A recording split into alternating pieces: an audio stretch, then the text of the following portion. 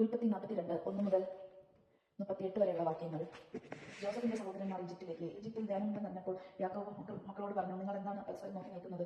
അവൻ തുടർന്നു, ഈജിപ്തിൽ ധ്യാനമുണ്ടെന്ന് ഞാൻ കേട്ടു. നാം മരിക്കാതെ ജീവൻ നിലനിൽക്കാൻ വേണ്ടി അവിടെ പോയി നമുക്ക് വേണ്ടുന്ന ധ്യാനം വാങ്ങിക്കൊണ്ടുവരുവിൻ. ജോസഫിന്റെ 10 സഹോദരന്മാർ ധ്യാനം വാങ്ങാൻ ഈജിപ്തിലേക്ക് പോയി. എന്നാൽ യാക്കോബ് ജോസഫിന്റെ സഹോദരനായ ബെഞ്ചമിനെ സഹോദരന്മാർ കൂടെ വിട്ടില്ല. അവൻ എന്തെങ്കിലും അപകടം പണിയുമെന്ന് അവൻ ഭയപ്പെട്ടു. അങ്ങനെ ഇസ്രായേലിന്റെ മക്കളും മറ്റുള്ളവരുടെ കൂടെ ധ്യാനം വാങ്ങാൻ പോയി. കാരണം കാനാൻ ദേശത്ത് കഷ്ടമായിരുന്നു. ജോസഫായിരുന്നു ഈജിപ്തിലെ അധികാരി. അവനാണ് നാട്ടുകാർക്കൊക്കെ ധ്യാനം വിട്ടിരുന്നത്. ജോസഫിന്റെ സഹോദരന്മാർ വന്നവനെ നിലം പറ്റി വണങ്ങി. ജോസഫ് സഹോദരന്മാരെ തിരിച്ചറിഞ്ഞു. പക്ഷെ അവർ അപരിചിതരോടെന്ന പോലെ അവരോട് പെരുമാറുകയും പരുഷമായി സംസാരിക്കുകയും ചെയ്തു. നിങ്ങൾ എവിടെ നിന്ന് വരുന്നു? അവൻ ചോദിച്ചു. അവൻ പറഞ്ഞു, കാനാൻ ദേശത്ത് ധ്യാനം വാങ്ങാൻ വന്നവരാണ് ഞങ്ങൾ. ജോസഫ് തന്റെ സഹോദരന്മാരെ തിരിച്ചറിഞ്ഞെങ്കിൽ അവർ അവനെ അറിഞ്ഞില്ല. അവരെക്കുറിച്ച് തനിക്കുണ്ടായ സ്വപ്നങ്ങൾ ജോസഫ് ഓർത്തു. അവൻ അവരോട് പറഞ്ഞു, നിങ്ങൾ ചാരന്മാരാണ്. നാടിന്റെ ബലക്ഷയം എവിടെയെന്ന് കണ്ടുപിടിക്കാൻ വന്നവരാണ്. അവർ പറഞ്ഞു, അല്ല യജമാനനെ, അങ്ങയുടെ ദാസർ ധ്യാനം വാങ്ങാൻ വന്നവരാണ്. ഞങ്ങൾ എല്ലാവരും ഒരാളുടെ മക്കളാണ്. ഞങ്ങൾ സത്യസന്ധരാണ്. അങ്ങയുടെ ദാസന്മാർ ചാരന്മാരല്ല. അവർ പറഞ്ഞു, അല്ല, നാടിന്റെ ബലക്ഷയം എവിടെയെന്ന് കണ്ട് മനസ്സിലാക്കാനാണ് നിങ്ങൾ വന്നിരിക്കുന്നത്. അവർ പറഞ്ഞു, അങ്ങയുടെ ദാസന്മാരായ ഞങ്ങൾ 12 സഹോദരന്മാരാണ്. കാനാൻ ദേശത്ത് ഒരുവന്റെ പുത്രന്മാർ.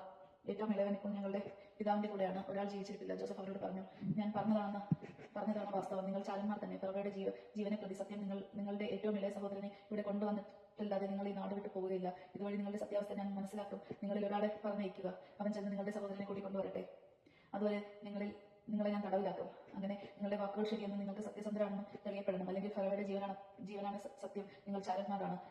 അവരെല്ലാം 3 ദിവസം തടവിൽ പാർപ്പിച്ചു. 3-ാം ദിവസം ജോസഫ് അവരോട് പറഞ്ഞു, ഞാൻ പറയുന്നത് പോലെ ചെയ്യുക, എങ്കിൽ നിങ്ങൾ ജീവിക്കും. കാരണം ദൈവഭയമുള്ളവനാണ് ഞാൻ. സത്യസന്ധരെങ്കിൽ സഹോദരരായ നിങ്ങൾ ഒരുവൻ ഇവിടെ തടവിൽ കിടക്കട്ടെ. മറ്റുള്ളവർ നിങ്ങളുടെ വീട്ടിലെ പട്ടിണി അകറ്റാൻ ധ്യാനം കൊണ്ട് പോട്ടെ. നിങ്ങളുടെ ഇളയ സഹോദരനെ എന്റെ അടുത്ത് കൊണ്ടുവരിക. അപ്പോൾ നിങ്ങൾ പറയുന്നത് നേരെയെന്ന് തെളിയും. നിങ്ങൾക്ക് മരിക്കേണ്ടി വരികയില്ല.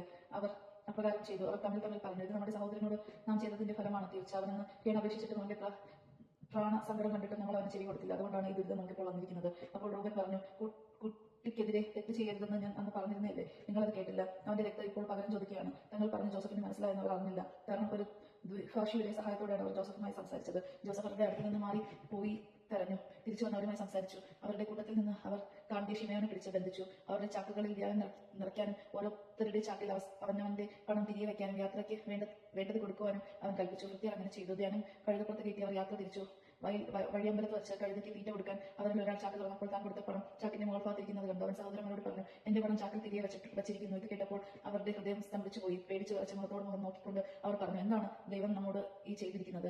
കാനാൻ ദേശത്ത് തങ്ങളുടെ പിതാവായ യാക്കോബിന്റെ അടുത്ത് തിരിച്ചെത്തിയപ്പോൾ നടന്നതല്ല അവർ അവനോട് പറഞ്ഞു. നാടിന്റെ അധിപർ തങ്ങളോട് വളരെ പരുഷമായി സംസാരിച്ചു. നാട്ടിൽ ചാരവൃത്തിക്കായി എത്തിയവരാണെന്ന് അവർ ഞങ്ങളെ കണക്കാക്കി. ഞങ്ങൾ അവരോട് പറഞ്ഞു, ഞങ്ങൾ സത്യസന്ധരാണ്, ചാരന്മാരല്ല. ഒരേ പിതാവിന്റെ പുത്രന്മാരായ 12 സഹോദരന്മാരാണ് ഞങ്ങൾ. ഒരുവൻ ജീവിച്ചിരിപ്പില്ല. ഇളയവൻ കാനാൻ ദേശത്തെ പിതാവിന്റെ കൂടെ ഉണ്ട്. അപ്പോൾ നാടിന്റെ അധിപനായ ആ മനുഷ്യൻ പറഞ്ഞു, നിങ്ങൾ സത്യസന്ധരാണോ എന്ന് എനിക്കറിയാൻ വേണ്ടി നിങ്ങൾ ഒരാളെ എന്റെ അടുത്ത് നിർത്തുവിൻ. മറ്റുള്ളവർ വീട്ടിൽ ക്ഷാമം അകറ്റാൻ ധാന്യവും വാങ്ങിക്കൊണ്ട് പോകുവിൻ. നിങ്ങളുടെ ഇളയ സഹോദരനെ എന്റെ അടുത്ത് കൊണ്ടുവരിക. അപ്പോൾ നിങ്ങൾ ചാരന്മാരല്ല, സത്യസന്ധരാണെന്ന് എനിക്ക് ബോധ്യമാകും. അപ്പോൾ നിങ്ങളുടെ സഹോദരനെ ഞാൻ വിട്ടുതരാം. നിങ്ങൾക്ക് ഈ നാട്ടിൽ കച്ചവടം നടത്തുകയും ആകാം. അവർ ചാക്കഴിച്ച ധ്യാനം ഉടനപ്പോൾ ഓരോരുത്തരുടെയും പണക്കിഴി അവനവന്റെ ചാക്കിലുണ്ടായിരുന്നു. അവരുടെ പിതാവ് ഇത് കണ്ട് ഭയപ്പെട്ടു. യാക്കോബ് വിലപിച്ചു, എന്റെ മക്കളെ നിങ്ങൾ എനിക്ക് നഷ്ടപ്പെടുത്തി. ജോസഫ് നഷ്ടപ്പെട്ടു, ശിമയോനും പോയി. ഇനി നിങ്ങൾ ബെഞ്ചമിനെയും കൊണ്ടുപോകും. എല്ലാം എനിക്ക് പ്രതികൂലമായിരിക്കുന്നു. റൂബൻ പിതാവിനോട് പറഞ്ഞു, ഞാൻ അവരെ തിരികെ കൊണ്ടുവന്നില്ലെങ്കിൽ എന്റെ മക്കളെ രണ്ടുപേരെയും കൊന്നുകൊള്ളുക. അവൻ എന്റെ കൈകളിലേക്ക് ഏൽപ്പിക്കുക. ഞാൻ അവനെ അങ്ങയുടെ അടുത്തേക്ക് തിരികെ കൊണ്ടുവന്നോളാം. യാക്കോബ് മറുപടി പറഞ്ഞു, എന്റെ മകൻ നിങ്ങളുടെ കൂടെ പോയില്ല. അവന്റെ സഹോദരൻ മരിച്ചുപോയി. അവൻ മാത്രമേ ഉള്ളൂ. വഴിക്ക് വെച്ച് എന്തെങ്കിലും സംഭവിച്ചാൽ തല നിറച്ച എന്നെ നിങ്ങൾ ദുഃഖത്തോടെ പാതാളത്തിലേക്ക് തള്ളിവിടും. യോജനമാണ് നാം കേട്ടത്.